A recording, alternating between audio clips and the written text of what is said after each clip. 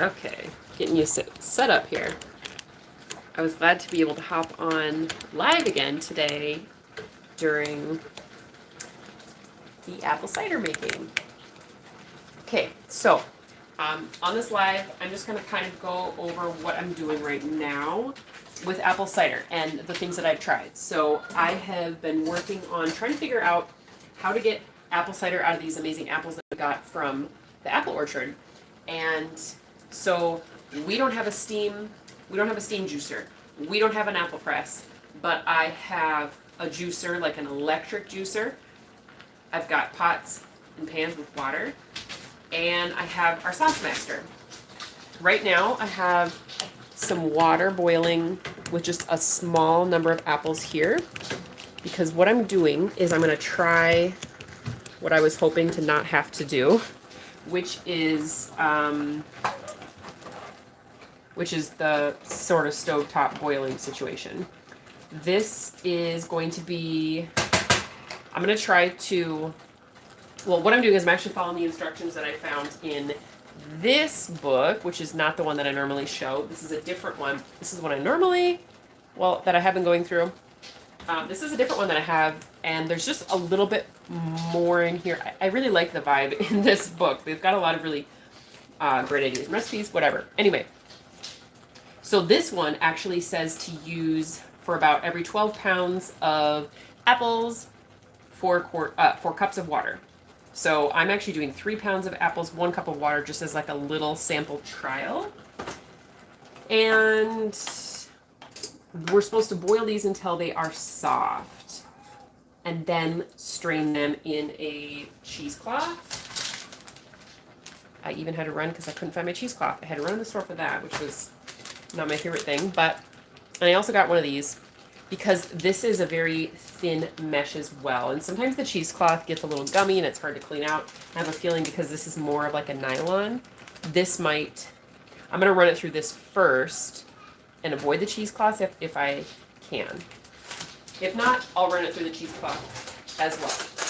So when it says to cook these until they're tender, I think we're almost there. I'm thinking like a potato. You can see some of these are starting to break apart, which is obviously not what you want because that, right? That makes applesauce. I'm just checking the chat here. Okay, if for some reason these break down too far, I mean, it'll just catch it in the cheesecloth. Okay, so while those are finishing up, this, I know this looks gross because of all this scum in here. What I did was I ran some apples through the juice machine. So this is literally like a juicer that you would use to juice fruits and vegetables, make your own juices, whatever, at home. The process was very, very easy. I've had juicers before, but or a juicer before, but this is a new one that I specifically got to give this a try. You know, when you don't have the sediment, I'm not talking about this sediment. I'm talking this stuff right here. So I guess that's not sediment. This stuff that floats, the foam, which, by the way, tastes amazing. The foam tastes so good. Besides the foam, everything. Sorry, you can't even see this. Besides the foam, everything here is awesome. I am perfectly fine with this. Like cloudiness, I'm gonna say, because I know a lot of the books recommend filtering things out a bunch if you don't want your juice to be cloudy, but that is not a concern of mine at all, having a clear apple juice. I love like the naturalness of it, like the applesauce that we got out of the counter today. It looks gorgeous. It's got a pink hue, which is my favorite. And the books, they say, you know, you can take the peels off if you don't want the pink, but my goodness, I feel like that's the best part. So the product from the juicer was good. What I'm going to do is in a second here, I'm going to run this through the nut bag and see what happens. And then as this comes out, I'll give this a try. This is not the way that I would prefer to make an apple juice, but we're just kind of experimenting here. Okay, that's soft. I'm going to turn it off. All right. Oh, so then the third way that I have been trying to make this juice today is through our Sauce Master. Again, if you saw the applesauce live from earlier, I was talking about this Sauce Master, which I absolutely love. It is one of the most fantastic tools for canning and processing food and making a lot of awesome stuff that we enjoy. However, I got this idea. Let me show you part of it really quick. I keep a lot of the components in this old 2-gallon bag. This is the main part of it that all of the food gets pulled in through on the big, the widest section of this, and then it just works its way down and then gets pushed out into like a refuse bowl or whatever. If you want to see this in action, I actually used it on my tomato sauce video. That is one of my more recent videos, but it's just awesome. Anyway, I saw a person talking about using that to make, not this Sauce Master, but a extruder, and it had that same shape as that red piece I just showed you. So I was thinking, maybe I could use that to somehow extrude or, pull out the juice. It did not work. I think in the context of that, it would need to be done with raw apples. Oh, wow, look at that. If that's going to pull out the foam, that's amazing. That just came right out. There is a fly on the phone. I don't know if you can hear it. Wow. And that is, I think, a lot of that foam the foaminess. Wow, it's completely gone. Wow. Okay. Okay. 1 second here. The kids are running around the backyard and it's a little loud. Okay. Okay. I am totally satisfied with what's going on right now. That foam layer, if you notice from when it was in here to here, completely gone. Okay. So using the juicer was fast, and I feel like it had very little waste. Like very little. This I feel like is going to have so much more waste because of all the chunk of the apple. Whereas I feel like the juicer just has much less waste. Anyway, okay. Well, gee whiz, I was thinking that I was going to be experimenting here, but that makes it so clear to me. I mean, that just looks like amazing apple cider right there, or apple juice. The other thing about this recipe is that you put water in the pan. This is just the juice of the juices pulled out by the machine. This is a cup of water with 3 pounds of apples. I'm going to rinse this bag out really quick.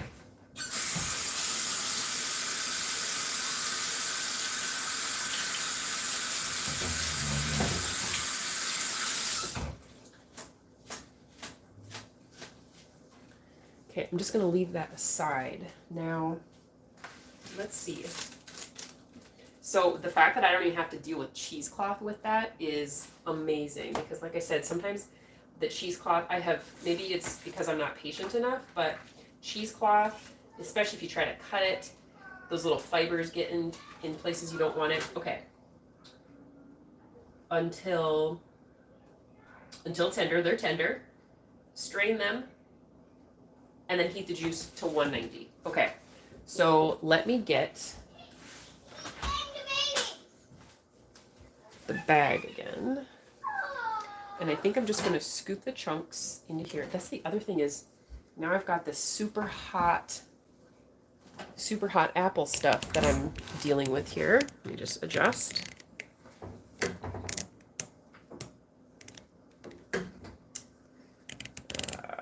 want to make sure you can see this. Okay. And I don't want to be handling this. I don't know why, but there's so many more flies in our house in the last few days, and they are flying so slow, which kind of bugs me.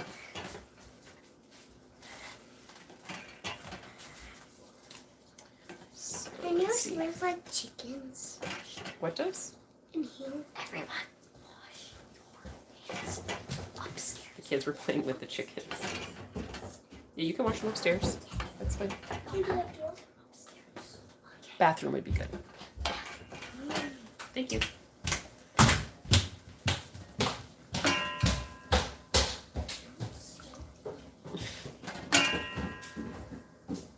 Yeah, I mean, that's steaming. How are you supposed to handle this?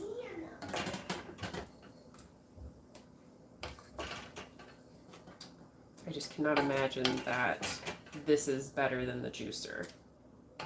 If you've made apple juice, apple cider, throw in the comments the way you go about doing that. I know some people get together and use like somebody maybe has an apple press and they get together and they kind of all do it. And I actually think through our community garden, you can borrow one. I think the garden has one. They've got canners that you can borrow, all different kinds of tools, apple cores. There's lots of like, not just tools for maintaining your garden, but actually like harvesting and putting up your food, which is fantastic.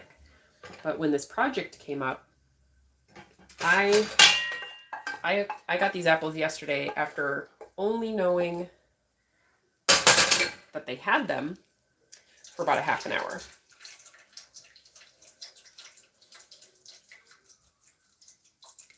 Okay. Okay, look. This is 3 pounds of apples. 3 pounds. I have 30 pounds to work through. And look at all that apple chunk in there. There's no way that that's all going to come out as juice. And I'm probably going to burn myself. You know what? I'm going to do something else here.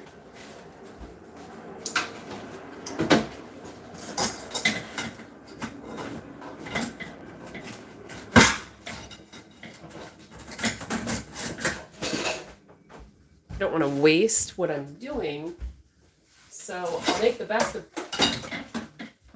of what I can with this situation here. So the bowl's just a little big. Okay, that elevated. Assuming this stays up, maybe I'll get a different bowl in a little bit. Assuming this stays up and doesn't fall in, this elevated, right? Did that elevate that enough? No, we gotta find a different bowl here.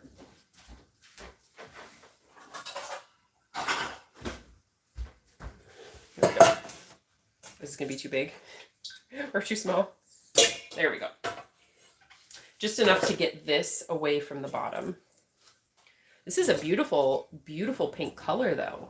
I really am loving that. But this whole container of apples is just dripping. It's not even a constant stream. I don't understand how this way of making apple juice is sustainable. Now I will, once this cools down, squeeze this.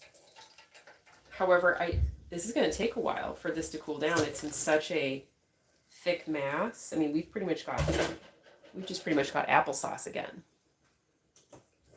Okay. Well, we're going to figure out what to do with that in a little bit.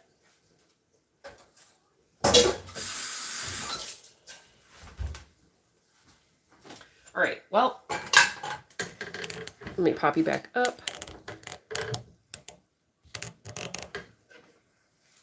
Okay. I didn't think that this would be a super long live, but I wanted to come on and let you know where I was at, where I was with my experimenting on this apple cider, because I know that I talked about this coming project earlier today when I was doing this applesauce. So the Sauce Master is a no-go because I use raw apples. When you put something through the Sauce Master, when the apples have been heated or warm, it's going to extrude the bulk of it, and you're just going to end up with apple sauce. So I put it in raw, and it wasn't strong enough. I feel like if it was more industrial, like an industrial machine, it would have worked fine. But because this is just something that I just had to hand crank to a surface, it just didn't have the strength to be able to push those apples through the way we needed them to. This process, as you just saw, where I was heating apples up on the stove, that just seems very wasteful. Maybe I'm doing something wrong. If I just completely butchered that process and you have it dialed in, just let me know. and I'll figure out what I did wrong. Otherwise, I think I followed the instructions, but I didn't like that process. So, and then the top winner at this point is going to be to zip all these through this juicing machine. Now, putting it through the nut bag did seem to maybe aerate it a little bit, because as it's been sitting here, it does have another little layer on top. So I'm going to figure out how I'm going to do that. But what I'm going to start with is I'm going to get all of my apples washed up, cleaned up, because some of them, yeah. So I'm going to get all my apples washed up, about 30 pounds of apples, zip it through the juice machine, get it into my big kettle here. This thing was full to about here of applesauce. So juice from all of 30 pounds, that was 30 pounds of apples, applesauce up to here. Juice, it's not going to be as much, but I'll get it in here, and then I'll work on skimming off that foam piece, freezing it, using it for something that, it's so good. Okay, the foam that comes off is so flavorful, and it's sweet. The foam almost makes it like creamy. It's almost like something that was intentionally created to be that flavor. And it's really hard to come across. That's like the impression I get. It's like nothing I've ever had or tasted, even though it's coming off of apples. So, the other thing I was going to mention was that little nut bag that has 3 pounds of apples. This had 3 apples. This is how much juice I got from 3 individual apples, and they were not the biggest apples that we have even. So this is going to yield a lot more, even if we skim the top off. And we could skim the top off, and maybe that's cannable. If you've done the extractor, or like the juicer, and you've had that floating, do you can that, or do you scrape it off? I'm inclined to maybe scrape that off. I don't mind, like I said, bottom sediment, but the top stuff I might scrape off. And we can freeze that and use it as apple juice. But for the canned juice, which is what we're going to do here, I'm probably going to scrape that off. So that's where I'm at on the different processes that I have my hands, that I have as options. Not a cider press. I can't even remember the other one right now. That's what I have of those three methods. So that's what we got. So I'm going to get all those apples washed up, put in there, deal with that top stuff, and get it canned. Oh, the other exciting thing about canning apple cider is, and I'll post a picture on the community page when I'm done with it, but pints and quarts process for 5 minutes, right? Yeah, both are the same processing time, and it's only 5 minutes. I've never seen like an official approved type canning recipe through Ball or any of like the USDA sites, the Center for Preservation, that kind of stuff. I've never seen anything on those sites that processes for such a short period of time. And what's even more exciting is that one of the kids is that you can can this in half gallons, and the processing time is only 10 minutes. So depending on how much juice we have, a half gallon is such a large quantity for such a rich flavor, so I might not do a half gallon, but it's there, and that's exciting. So thanks for popping in and seeing where this project is at. Like I said, I'll post a photo on the community page when I'm done. We'll see how much I got. I'll also let you know how much juice I ended up getting out of the 30 pounds of apples. All right, we'll see you soon.